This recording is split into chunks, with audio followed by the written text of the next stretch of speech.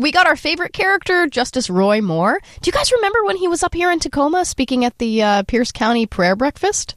No, I don't. You don't remember because you did not set foot in that, nor did I. I actually was quite proud of our Tacoma City Council that no one from the City Council or the mayor decided to make an appearance at that particular prayer rally and prayer breakfast. It was the Pierce County, and he was the keynote speaker, and they said, no, your views on LGBT folks are reprehensible. We are not giving you the benefit of seeing anyone from the city of Tacoma. Yeah, you don't want to tacitly endorse him just over some free pancakes. We are not a city of bigots.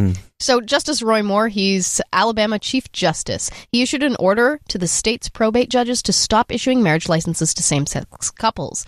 The order claimed that judges have a ministerial duty to uphold the state's ban on same-sex marriage. Moore claims that since the case challenging the state's law is still pending, the Supreme Court's ruling in the Obergefell decision didn't apply. Moore also argued that the Supreme Court's decision only applied to the jurisdictions that the plaintiffs came from. The Montgomery Advisor reached out to the probate judges around the state and found that 41 of the 56 that they could reach were ignoring Moore's order and continuing to issue licenses to any couples who applied. Because those people realized that the Supreme Court is a little more powerful than the state courts. I get the idea that he thinks the Supreme Court is a court with everything on it and cheese in the crust and just doesn't quite understand our legal system.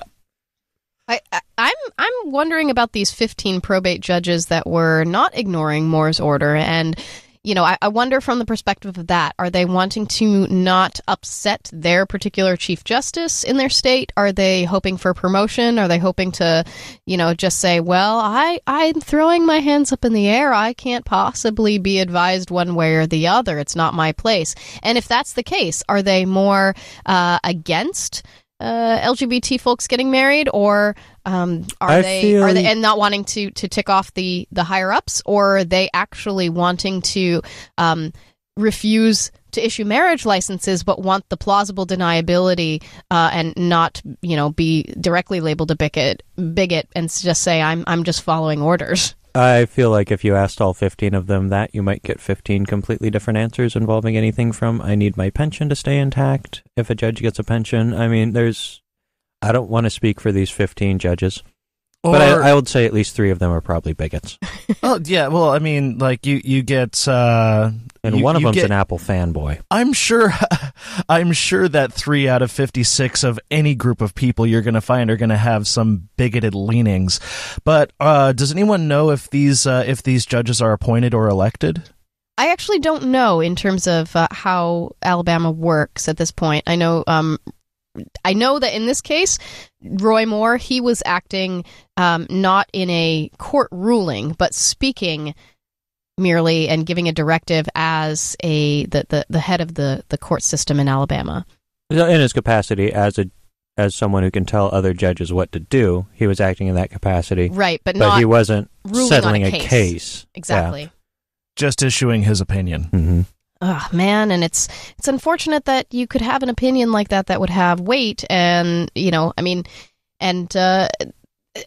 I guess I kind of feel for these probate judges that are stuck here violating their Supreme Court justices' orders versus the federal, the U.S. Supreme elected Court. or appointed, a judge is a political position in this country either way, because you might have political ambitions, and who knows what their reasoning is. If your boss tells you to do something patently stupid, you can often argue with him, but often you end up having to do something patently stupid.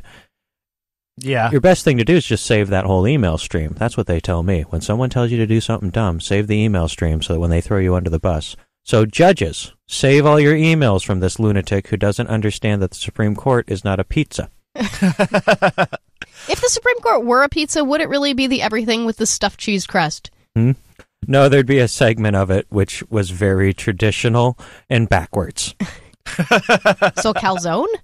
Scalia? Is Scalia the one we don't like? Scalia has some interesting things to say about religion and the separation of church and Scalia state. So, I think that qualifies. The Scalia part of that pizza would be the one like, that's Grandpa, he's a little bit of a racist. That's just how he was raised. Is it cheese? Is it pepperoni? It is just cheese. That's it. Just plain white cheese. cheese. And for some reason, it's angry about things that most people just think, it's okay. Yeah, because all those foreigners coming in and taking, valuable pizza space. Adding in weird pizza toppings? Mm-hmm. Yeah, ones of different colors. We've given this analogy way too much airtime. I decree. I don't care what the Supreme Podcast Court says. We're moving on to the next story. What do we got from the bigotry files? From the bigotry file, we move to South Carolina. Shocker. Two legislators in South Carolina proposed a bill that would ban same-sex marriage in the state.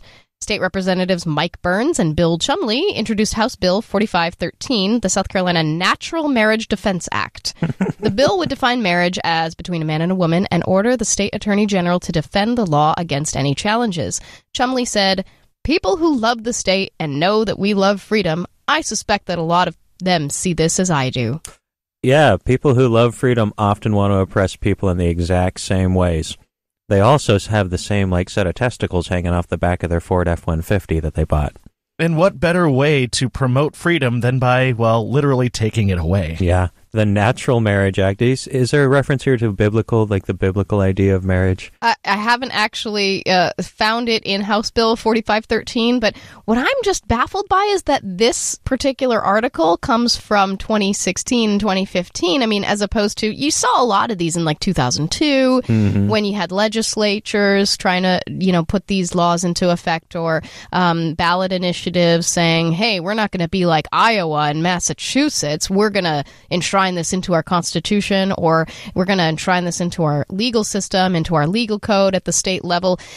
We saw these all over the place in the mid-2000s, right? And very notably Prop 8 in California. Did they not get the memo that we're 10 years beyond that? I mean, I don't know what they're trying to do. South Carolina is one of those states. I have this theory that if you drive to certain parts of the country, you do go back at least 10 years in certain areas. Yeah, I believe that. Just from touring, you encounter some antiquated ideas. Yeah, I've been to Montgomery, South Carolina, Alabama. Ah, yeah. There's one in South Carolina too. Do they have it? No. But I really just don't know what they're going for here, other than the last dying cry of a dying, old general that is clearly dying and refuses to believe that he's dying. I don't know. Does he think that he's the Braveheart being eviscerated? What I don't understand with this whole collection of stories that we're working on here is it not enough that your government has made it perfectly legal for you to hate things and be vocal about it without needing the government's support to endorse your hate? Just get a sign like every other Yahoo and go out in the street and ring a bell and a sandwich board and wear that sign and be a crazy person. Why do you have to involve the government in your hate? I would fight for the death for someone to be able to nonviolently hate other people, even if I disagree with that. That is a right we should all have. Don't involve the government with it. I think the thing here is that they don't believe that their government should be impartial to it. I think that there's this weird, convoluted idea that there is an intertwining of church and state in this country, which there somewhat is, but in theory should not be at all. We should not have a Pierce County prayer breakfast with a homophobe from Alabama at it, ever. Unless that's a private event, It should not involve legislatures and things like that. And that since they see this intertwined thing, that they somehow feel that their point isn't valid if the government isn't involved. And I'll tell you something, it's not valid or invalid even with the government's involvement. Your point's either right or wrong on its own. It doesn't need that institution to back it up.